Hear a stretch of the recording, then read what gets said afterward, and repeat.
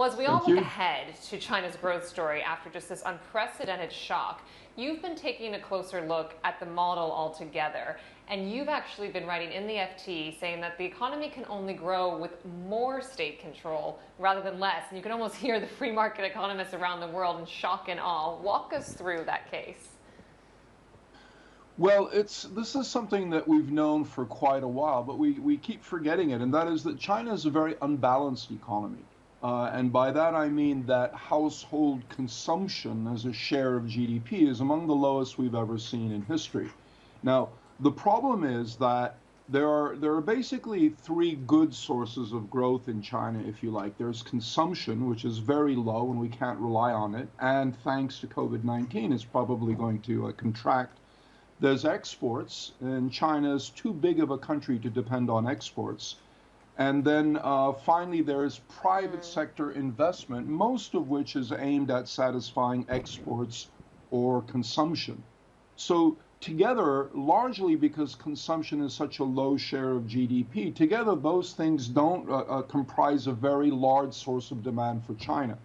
So if China wants to grow at anywhere more than 2 or 3%, and this is before COVID-19, it needs to expand the other parts of the economy. And what are the other parts? Basically, infrastructure spending and real estate development. Now, the problem is that those two areas haven't really been productive for years. And as a result, you can't rely on the private sector to push infrastructure spending or real estate development because it's simply not productive. Therefore, the only source of demand, the only source of growth there is really going to be an expansion in the public sector. And that's why we've seen that for the last 5-10 years.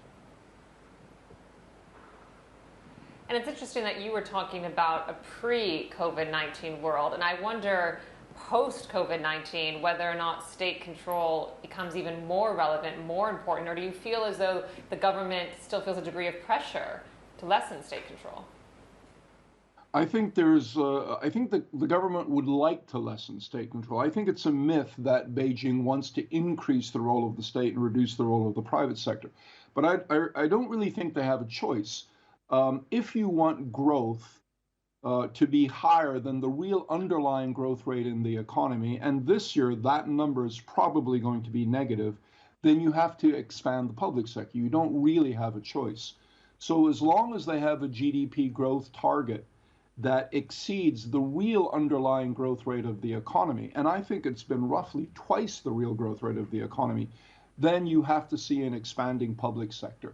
And I think this year we're going to see that even more than ever because exports are going to be terrible, consumption is down, private investment is going to be down. So that means the public sector has to bear an even bigger burden, an even bigger share of growth.